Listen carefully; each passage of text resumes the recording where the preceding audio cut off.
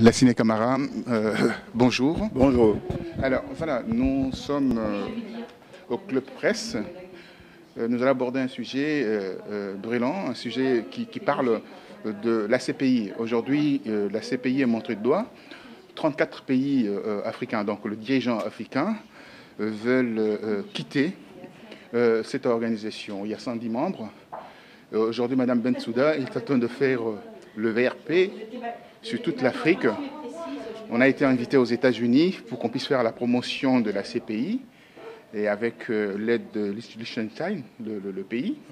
Alors, dites-moi, quelle est la lumière portez-vous par rapport d'abord à cette organisation qui donnait un peu l'espoir aux Africains pour faire arrêter les dictateurs, mais ça devient un appareil occidental, impérialiste, pour punir ceux qui ne veulent pas se mettre à genoux devant leur institution.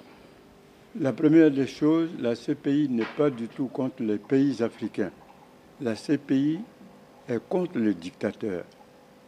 Quand vous prenez Charles Taylor, je me souviens, quand j'ai été à Monrovia, lui avoir dit de cesser de tirer sur les populations libériennes. À l'époque, il m'a même menacé et il a dit « Vous êtes un journaliste provocateur, soit vous prenez une balle dans la tête ou dans les pieds, alors je ne veux plus vous voir et vous disparaissez. » J'ai disparu du paysage politique du Libéria à cause de la dictature de Charles Taylor. Maintenant, Charles Taylor se retrouve à La Haye, emprisonné par la CPI. Il vient de prendre 50 ans de condamnation. Comment vous pouvez dire que Charles Taylor ne mérite pas la condamnation de la CPI? La CPI n'est pas du tout contre les Africains. La CPI est contre les dictateurs. La CPI est contre les criminels. De ce point de vue, c'est une grosse erreur de dire qu'il faut se retirer de la CPI. J'en appelle maintenant à la conscience africaine. J'en appelle aux dirigeants africains. Nous n'avons pas le droit de nous entretuer par le truchement des dictateurs. Il faudrait que les pays africains restent dans la CPI, essayent évidemment de corriger les erreurs de la CPI, mais se retirer de la CPI est une faute politique. Et puis, nous devons, nous autres médias, lutter contre ces fautes politiques. On ne peut pas quitter la CPI parce que c'est un organisme humanitaire, humaniste, culturel en même temps. Donc, il faut rester dans la CPI. Alors, je suis un peu interloqué d'entendre que la CPI, c'est humanitaire, humaniste, etc. Mais à la lumière de ce qui s'est passé en Irak, ce qui s'est passé en Bosnie, ce qui s'est passé également en Libye, et vous dites aujourd'hui, parce qu'on sait que Kadhafi a été tué par le service de renseignement français, à l'époque où le président Sarkozy avait donné l'ordre à l'OTAN de bombarder la Libye avec la résolution qui était détournée 1973, 72-73. Alors, vous dites aujourd'hui que la CPI, c'est un organe qui est là pour protéger les populations. Ça pourra bondir des Africains à vous entendre parler de ça. Mais il faudrait que Sarkozy soit un jour traduit devant la CPI. C'est Sarkozy qui a tué Kadhafi. Sarkozy n'était pas obligé de tuer Kadhafi. Sarkozy pouvait, à la limite, emprisonner Kadhafi, neutraliser Kadhafi. On n'avait pas besoin de le tuer. Donc, tôt ou tard, il faudrait que Sarkozy soit traduit devant la CPI pour avoir ordonné, d'une façon ou d'une autre, de la manière la plus brutale et la plus, je dirais, injuste, l'assassinat de Kadhafi. Donc, je dis que Sarkozy doit être traduit devant la CPI. Si un jour les Américains reconnaissaient aussi, évidemment, la CPI, George Bush doit être traduit devant la CPI. Ça, c'est la vérité. Il n'y a pas à nier tout ça. Mais cela ne veut pas dire non plus que ces dictateurs africains de la dimension de Taylor doivent être à la limite en liberté. Il faut les punir, les criminels. Les Africains... Qu'ils soient blancs, noirs ou jaunes, un criminel est un criminel. Oui, mais... Sarkozy doit être devant la CPI, George Bush doit être devant la CPI, Charles Taylor doit être devant la CPI. C'est aussi clair que cela. Oui, je souhaiterais comprendre il y a l'organisation, il y a 110 membres qui ont voté ces traités de Rome. De Rome, oui. Alors, je souhaiterais comprendre, à la CPI, on trouve 14 Africains et aucun occidental. Comment on peut expliquer ça? Quand je dis occidental, c'est-à-dire que le pays le plus puissant de la planète, ils n'y sont pas. Or, ils ont signé, ils ont ratifié ces traités. C'est pas normal. Je suis d'accord avec vous. Il n'est pas normal que tous les pays qui ont signé les conventions avec la CPI et où il y a des dictateurs, que ces dictateurs ne soient pas traduits devant la CPI. Alors là, c'est une injustice. Mais que faire? Il faut bien commencer par, évidemment, ceux qui sont pour le moment disponibles, ou du moins ceux qui peuvent être traduits. Ce qui veut dire qu'on va, disons, graduellement, et puis tôt ou tard, on atteindra les George Bush, s'il n'est pas mort entre-temps, on attendra les Sarkozy, si Sarkozy est encore vivant, ainsi de suite, ainsi de suite. Je crois qu'il faut aller graduellement. Il faut bien commencer quelque part. Et Charles Taylor fait partie, malheureusement pour lui, des premiers dictateurs emprisonnés à la CPI. C'est aussi clair que cela. Il faut aller méthodiquement. Il y a une solution alternative qui est proposée par le 34 rebelles présidents africains. Ils veulent mettre en place un tribunal spécifiquement pour l'Afrique, pour juger ces criminels qui sévissent en Afrique. Mais je suis d'accord. Si les Africains avaient été capables de juger Charles Taylor, mais Charles Taylor ne serait pas aujourd'hui à La Haye, c'est parce que les Africains sont incapables de juger leurs dictateurs. Mettons-nous bien d'accord, comprenons-nous bien. Tant que les Africains eux-mêmes couvriront les dictateurs, l'Afrique ne peut pas avancer. Vous voyez ce qui s'est passé au Libéria, vous voyez ce qui s'est passé au Rwanda, vous voyez bien ce qui s'est passé, je dirais, en Sierra Leone. Vous avez vu les massacres d'innocents. On ne peut pas fermer les yeux là-dessus. Ce n'est pas avec ça qu'on va développer le continent africain. Oui, mais... En RDC actuellement, tous ces massacres, ce n'est pas avec ça qu'on va développer le continent. C'est la paix qui permet de développer un continent. C'est la paix qui permet de faire venir les cerveaux, de faire travailler les bras. C'est la paix qui permet de développer le pays. Ce n'est pas la guerre, ce n'est pas les massacres.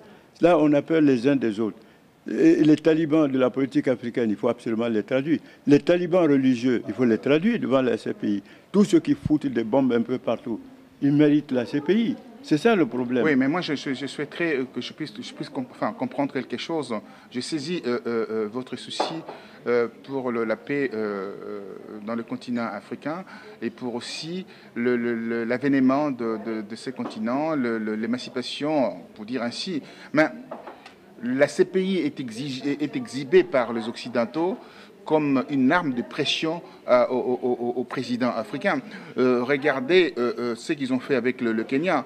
La communauté internationale a dit au Kenya, si vous sortez de la CPI, on va vous couper des subsides. Oui, mais attendez.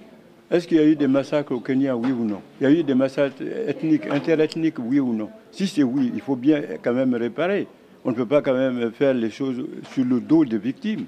Pour le moment, au Kenya, ce sont les victimes, finalement, qui sont perdants. Et ce n'est pas le problème. Ce n'est pas comme ça qu'on fait la justice. Il faut défendre les victimes. La vérité, elle est là. Si le président actuel, le fils de Kenyatta, a commis des crimes contre son peuple, il faut bien qu'il rende compte. Pourquoi voulez-vous qu'on s'habitue au crime? Mais alors, une question. Je vous renvoie vers la Côte d'Ivoire pour que vous puissiez m'expliquer pourquoi Babo se trouve à la CPI et non parce qu'il y a eu la belligérance. Il y a eu la force nouvelle. Fatou Bensouda a bien dit qu'il faut d'abord commencer par les partisans de Babo. Et une fois terminé, ils vont attaquer le camp Ouattara. Mais on ne peut pas faire une justice comme ça. On ne peut pas faire une justice en commençant d'abord par prenant les gens de l'FPI, en laissant les gens de PDCI ou bien les gens de FPR. La CPI n'a jamais dit que le camp Ouattara ne sera pas jugé. La CPI a toujours dit nous finissons avec le camp Babo et on attaque le camp Ouattara. Maintenant, il est clair que le camp Ouattara doit se préparer à être jugé. S'il y a des criminels dans le camp Ouattara, ces criminels seront traduits devant la CPI. Il faut parler clair et net. La CPI, aussi longtemps que les Africains s'entretueront, la CPI pour nous est une espérance. Aussi longtemps qu'il en sera ainsi, que nous ne pourrons pas nous développer, que nous nous entretuons, que ce soit en Côte d'Ivoire ou ailleurs, la CPI est une espérance qu'il faut maintenir. Le jour où les Africains jugeront leurs criminels sur le terrain, à ce moment-là, nous nous retirerons de la CPI. Ce n'est pas encore le cas. Mais comment on peut comprendre? Moi, j'essaie de comprendre comment ça fonctionne, la CPI. comment je vois Moreno, El Campo, comment il a pu fabriquer de preuves contre Jean-Pierre Mbemba. Il s'y retrouve emprisonné aujourd'hui, ça fait 7 ans et demi, à La Haye. La RCA avait déjà jugé, si on veut, cette affaire de la rébellion que Patassé et les autres avaient organisée. Mais comment lui s'est trouvé à la CPI? Non, et pour revenir avec le FPI, avec Laurent Gbagbo, Laurent Gbagbo a été nuitamment transféré à la CPI par l'ordre de Sarkozy. Écoutez bien, quand j'ai fait la conférence de presse de Ange-Félix Patassé en 2002, il était venu ici au sommet Afrique-France.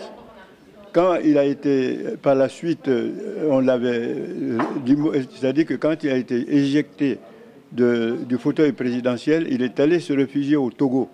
Bon, je lui ai demandé, mais comment se fait-il, c'est Jean-Pierre Mbemba qui se retrouve à la CPI et vous n'êtes pas à la CPI?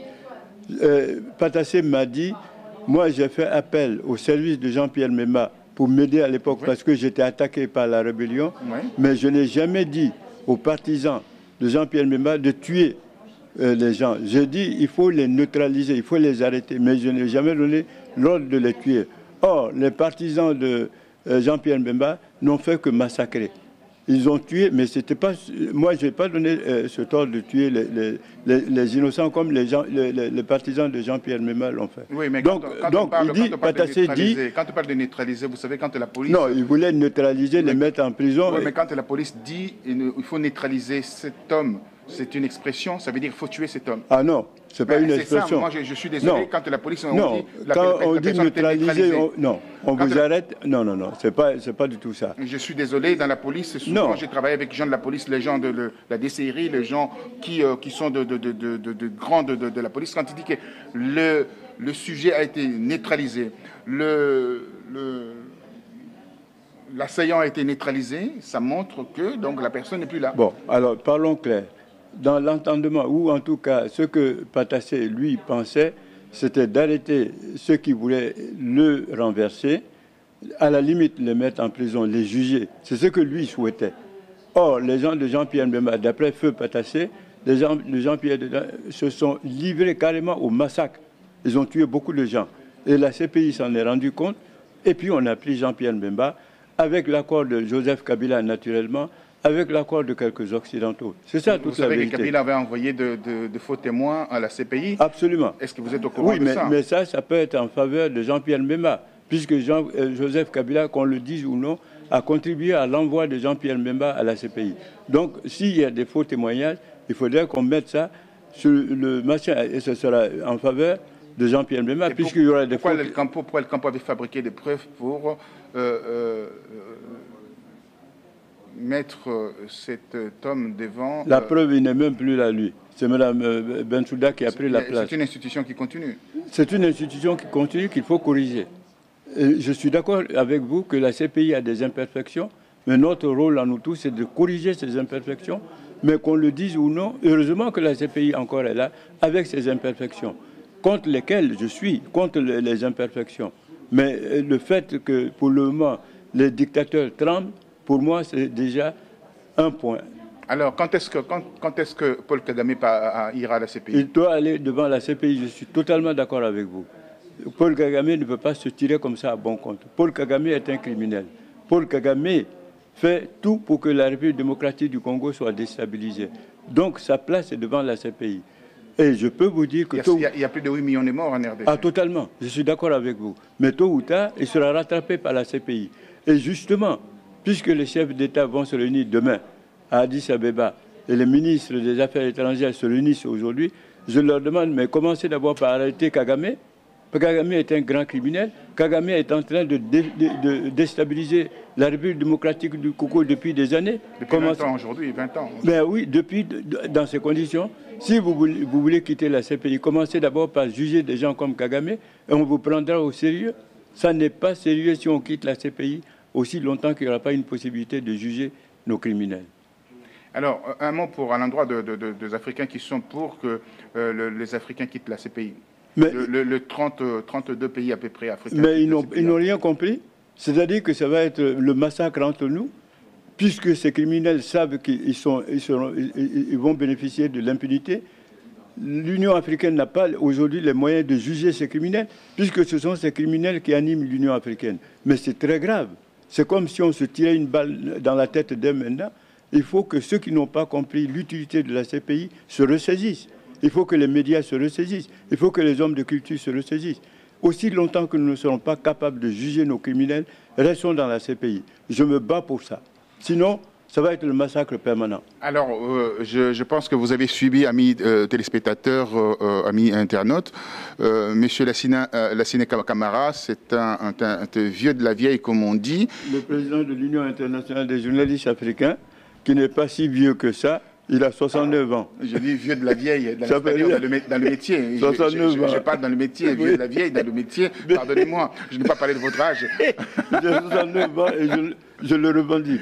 Oui, mais très bien, mais c'est une très très bonne chose. Vous vous maintenez très très bien. Alors je tenais à dire qu'il a de l'expérience, il a de la bouteille. Et avec cette expérience, je pense que, bon, il sera peut-être vilipendé et contredit, mais il a quand même exprimé Non seulement je suis prêt à porter la contradiction de ceux qui ne sont pas d'accord avec moi, j'organise des conférences de presse bientôt sur la CPI où Mme Fatou Bensouda sera invitée. Donc vous avez touché l'argent de la CPI alors? Pas du tout, je ne touche rien.